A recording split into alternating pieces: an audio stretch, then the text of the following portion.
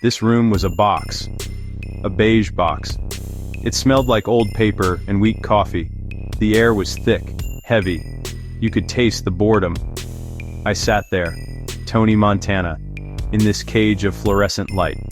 The buzz from the tubes overhead was like a fly you can't swat. It gets in your head, it drills a little hole. My suit, beautiful white linen, felt wrong here. It was a suit for the sun, for the open air, for looking down at the world from my balcony. Here, it was just a costume. The chair was hard plastic, made for people with no ambition, no dreams. It was a chair for waiting to be told no. I looked around. The walls were the color of sand, but not the good kind, not the beach kind. This was dead sand, sad sand. Posters hung on the walls, crooked. Charts and diagrams of things I didn't understand, things I didn't want to understand. Rules, regulations, little lines telling you where you can and cannot build your life. My life. They wanted to draw lines around my life. I came to this country with nothing. I built an empire with my own 2 hands. And now, these people, these faces behind a wooden desk, they wanted to tell me my fountain was too big? The world is yours. But first, you gotta fill out the paperwork. The clock on the wall ticked. Each tick was a drop of water on my forehead. Slow torture. I wanted a drink. I wanted a cigar. I wanted to be anywhere but here. The people in the room, the other poor bastards waiting for their little approvals, they didn't look at me. Or they tried not to. They'd flick their eyes my way, then look down at their shoes. They could feel it.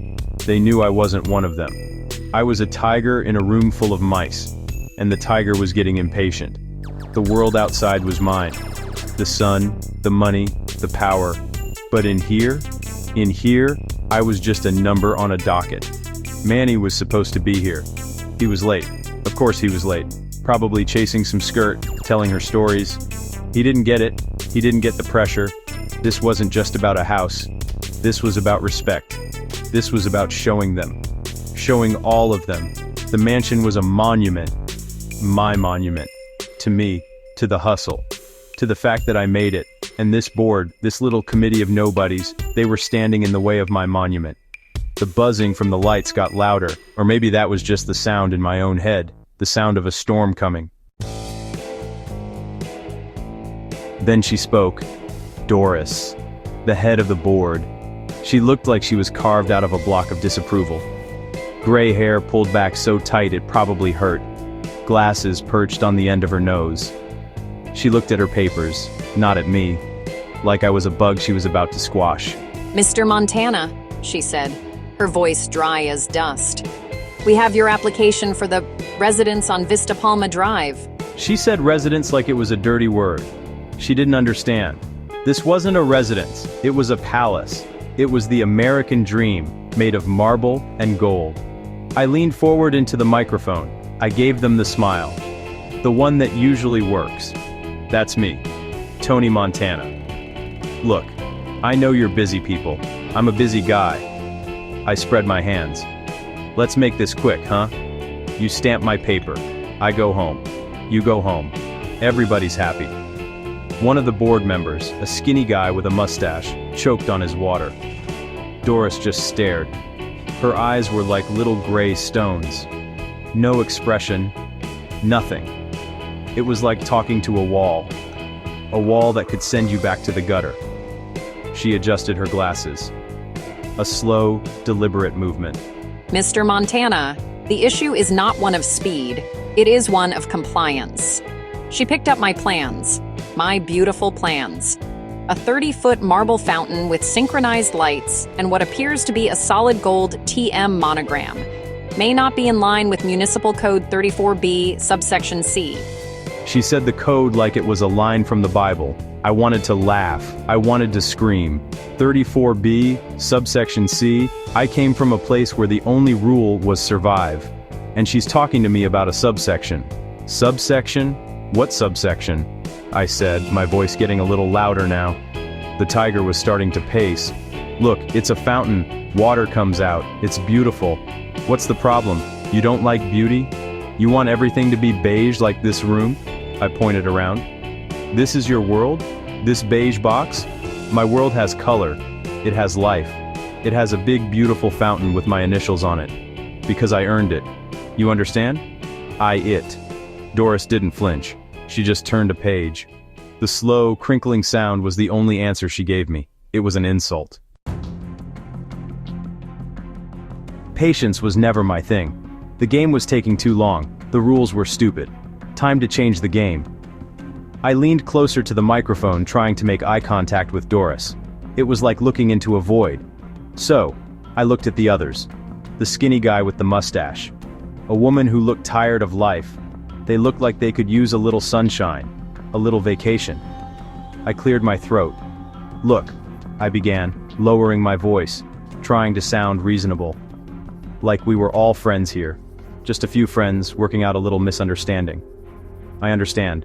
Codes, rules. It's a headache. I smiled again, wider this time. But maybe we can find a solution. A more creative solution. I reached into my coat, slow, deliberate. You never move fast in a room like this. I pulled out a thick envelope, not too thick, but thick enough. You could feel the weight of it, the promise of it. I slid it across the table. It stopped a few inches from Doris's gavel. A donation, I said, for the Municipal Beautification Fund, to plant some trees, fix a sidewalk, whatever you want. The room went silent. You could hear the fluorescent lights humming again. The skinny guy's eyes were wide, darting from the envelope to Doris. The tired woman sat up a little straighter. For a second, I thought I had them. Money talks. It's the only language everyone understands. It builds cities. It buys loyalty. It pays for fountains with gold monograms. It was the key that opened every door I had ever knocked on. Why would this door be any different? This was America, right? Everything has a price. I just had to find theirs. Doris looked at the envelope. Then she looked at me. Her eyes were not stones anymore. They were ice. Cold, sharp ice. Mr. Montana, she said, her voice low and dangerous. Are you attempting to bribe this board? She picked up the envelope with 2 fingers, like it was something dirty, something she had found in the trash. She held it up for a moment, then dropped it back on the table. We do not have a beautification fund. We have a budget, and it doesn't include this. The word bribe hung in the air. The tiger had miscalculated. The turtle had a shell made of steel. I leaned back. The smile was gone. The charm was gone. All that was left was the street, the anger, the part of me that clawed its way to the top. Bribe? I scoffed. That's a nasty word, lady. I call it a gift, a gesture of goodwill. You do something for me, I do something for you. It's business. It's how the world works. Or did you not get the memo? The room felt smaller now. The walls were closing in. This wasn't a negotiation anymore. This was a fight. And I never backed down from a fight. Not then, not ever. She didn't raise her voice. She didn't have to. Her words were like little bullets. Mr. Montana, this is not a back alley. This is a public hearing. We operate under the law. She pushed my architectural plans back towards me. Your proposed structure violates 17 different ordinances. The height of the walls, the unapproved statuary, the security towers, which you've labeled guest houses, the moat, which you refer to as a decorative water feature. A moat, Mr. Montana. We are in Miami, not medieval Europe. She had done her homework. The turtle had teeth. Security towers, moat. I threw my hands up in the air. Look at me. You think I don't need security? There are animals out there. Vultures. They want to pick you clean. You sit here in your safe little room with your rules. But out there is a jungle. My house is my fortress. You want me to build a fortress out of straw? I build with concrete and steel. Because that's the only language the animals understand. My voice was echoing in the small room. I was on my feet now. I didn't even remember standing up. The tiger was out of its cage. Doris just watched me, calm, unmoved. It was maddening. Your personal security concerns, while perhaps valid, do not grant you the right to ignore zoning laws that apply to every other citizen in this community, she said, her tone flat. We are a community of laws. Either you respect them, or you find a community that doesn't have any. She was telling me to go back, to where I came from. Every word was a slap in the face. A reminder that no matter how much money I had, no matter how big my house was, to them, I would always be the outsider, the animal. Suddenly there was a noise. From outside, in the hallway, a commotion. It wasn't loud, but it was sharp. A shout. A thud. It cut through the tension in the room like a knife. My head snapped toward the door. My instincts screamed. That wasn't the sound of a clerk dropping a box of files. That was the sound of trouble. My kind of trouble. The kind that doesn't fill out paperwork. The kind that doesn't wait for a hearing. I felt a cold knot form in my stomach. The world outside, the jungle I had just been screaming about, was scratching at the door. Manny. My first thought was Manny. Where the hell was he? He was supposed to be watching my back, always. That was his job. I looked at the door, expecting it to burst open, expecting to see his smiling, stupid face. But there was nothing. Just the heavy wooden door. The silence that followed the noise was worse than the noise itself. It was heavy with questions. Who was it? What did they want? My mind raced through a list of names. Sosa, the Diaz brothers. Every snake I had ever stepped on to get to the top. They all wanted a piece. They were always waiting for a moment of weakness. The board members looked confused, annoyed. "What was that?" the skinny guy asked, looking at Doris. Doris frowned, her focus finally broken. She was about to say something, to call for a bailiff, but I held up a hand. "Shh," I whispered. My body was coiled like a spring. Every sense was on high alert. I could hear my own heart beating. Thump, thump, thump.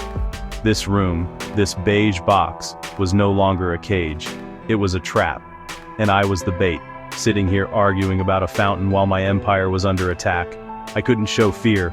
Not here, not in front of them, but it was there, a cold sliver of it. Everything I had built, everything I had bled for, was out there, unprotected, because I was in here, playing by their rules. I had walked into their world, and in doing so, I had left my own world vulnerable. The irony was so thick I could choke on it. I, Tony Montana, was going to lose it all, not in a blaze of glory, but while sitting in a plastic chair, listening to a lecture about zoning codes. The silence stretched on, a tightrope walk over a canyon of disaster. The door creaked open, not with a bang but a slow, hesitant push. It was Manny. Finally. But the look on his face, it wiped away all my anger. His hair was a mess. There was a fresh cut on his cheek, a thin line of red. His eyes were wide, full of a fear I hadn't seen in a long time. He wasn't smiling his usual goofy smile. He looked at me, then at the board, then back at me. He was trying to tell me something without words. He was trying to warn me. The message was clear. The jungle was no longer outside. It was in the building. He stepped inside, closing the door quietly behind him. He walked over to me, leaning down to whisper in my ear. His voice was a strained hiss. "Tony, it's the Diaz brothers. They're here, in the parking lot. They took out 2 of our guys." The words hit me like a punch to the gut. The Diaz brothers, scum, vultures. They knew I was here. They knew I was pinned down, exposed. They chose this moment of weakness, of distraction. They weren't just sending a message. They were making a move on my territory, on my life. I felt the blood drain from my face. For a second, the room spun. The fluorescent lights, the beige walls, Doris's stony face, it all blurred together. My empire, my money, my power. It was all built on a foundation of fear and respect. If the Diaz brothers could make a move like this, right under my nose, while I was sitting in a government building, the fear was gone. The respect was gone. It was a public execution of my authority. And I was the guest of honor, trapped in a cage of rules and regulations I didn't even understand. I stood up slowly. The chair scraped against the floor, a loud, ugly sound in the quiet room. All the fight, all the anger I had felt towards the board. It was gone. It was replaced by something cold and sharp. A surgeon's focus. The game had changed again. This wasn't about a fountain anymore. This wasn't about a mansion. This was about survival. "I gotta go," I said, my voice flat. I wasn't asking for permission. I was stating a fact. I looked at Doris, at her stupid, orderly world, and for the first time, I realized how fragile my own world truly was. I started for the door, Manny at my heel. My mind was already in the parking lot, calculating, planning. Who did I have? How many? What weapons? The fury was building inside me, a white-hot fire. I was going to burn the Diaz brothers to the ground. I was going to make them regret the day they were born. I was so focused on the violence to come, on the blood and the revenge, that I barely heard her voice. Mr. Montana. It was Doris. Her tone wasn't angry anymore. It wasn't mocking. It was something else. Something I couldn't place. I stopped. I turned around. Why? I don't know. Maybe it was the surprise in her voice. Maybe I just wanted one last look at the face of the woman who was causing me so much trouble. She was looking at me, really looking at me, for the first time. The ice in her eyes had melted. She saw the cut on Manny's face. She saw the look in my eyes. The look of a man whose world was on fire. She wasn't looking at a caricature anymore. Not the loudmouthed gangster from the papers. She was looking at a man in trouble. A man who was about to go to war. Is everything all right? The question was so simple, so human. It caught me off guard. In my world, nobody asks if you're all right. They ask what you have, what they can take. They ask who you're going to kill. But are you all right? That was a question from her world. From a world of neighbors and communities and rules designed to keep people safe. A world I had sneered at just minutes before. And in that moment, standing there with my empire crumbling, I didn't have an answer. The tiger was wounded, and for a second it showed. I just stared at her. The armor, the bravado, the look at me, I'm Tony Montana act. It cracked. Just for a second. And she saw it. She saw the fear. She saw the vulnerability. I wasn't a kingpin in that moment. I was just a guy. A guy from the gutter who had flown too close to the sun and was about to get burned. A guy who built a fortress to keep the jungle out, only to find the jungle had followed him inside. I saw a flicker of something in her eyes. Pity. Understanding. I couldn't tell. I just nodded. A small, almost imperceptible movement. I gotta handle something, I said, my voice quiet. I turned back to the door. This was it. Time to go back to my world. The world of concrete and steel, of guns and blood. The world I had made. As my hand touched the doorknob, I heard it. A sharp, clear sound. Crack. It was the sound of her gavel hitting the wooden block. It echoed in the silent room. I froze. Manny looked back, confused. The sound was so final, so decisive. It was the sound of a judgment being made, a verdict rendered. I slowly turned my head, my heart pounding a different rhythm now. Doris was looking down at the papers on her desk, not at me. She picked up a stamp, the kind that makes a loud, satisfying thunk. She pressed it down on my application. Thunk. Another final sound. The board has deliberated. Given the extenuating circumstances and Mr. Montana's clear passion for robust home security, we have decided to approve the permit. I couldn't believe it. I just stood there, my hand on the doorknob, caught between two worlds. The world of violence waiting for me in the parking lot, and this world, this beige room, where I had just won. But it wasn't the win I expected. It wasn't about the money. It wasn't about the intimidation. I had shown her my weakness. I had let the mask slip. And in that moment of vulnerability, she had given me what I wanted. Or maybe she had given me something else. A chance, a reprieve, a lesson. I didn't know what to make of it. On one condition, the gold TM on the fountain is to be replaced. The city will provide a list of approved, non-personalized decorative options. She held my gaze, unblinking. It was a small thing, a meaningless detail in the grand scheme of things. But it wasn't meaningless. It was her line in the sand. You can have your fortress, Mr. Montana. You can have your security. But you will be part of this community. You will follow one of our rules. You will compromise. The verdict was in, but the choice was still mine. I stood there, the door to the jungle at my back, the queen of the beige box in front of me. The Diaz brothers were waiting, my men were bleeding, my empire was on the line, and she was talking to me about a monogram, about a small, stupid detail. It was absurd, it was hilarious, and in that moment, I felt a laugh bubble up inside me, a real laugh, not a sneer, not a threat, just a laugh, at the sheer insanity of it all, at me, at her, at this whole damn country. What was the win here? Getting the permit? Or was it something else? I had come in here to conquer, to bend them to my will, to throw money and anger at them until they broke. But I didn't break them. In the end, I was the one who broke. I showed them the scared kid from the streets, and she didn't squash me. She didn't kick me when I was down. She looked at me, and she made a choice. She gave me the permit, but she took something in return, a piece of my pride. She made me follow a rule. Just one, to prove I could. I looked from Doris to Manny to the door. 3 worlds, 3 choices. The world of rules, the world of loyalty, the world of violence. For the first time, I saw them all so clearly. My whole life had been about taking. Taking what I wanted, never asking, never compromising. The world is yours, I always said.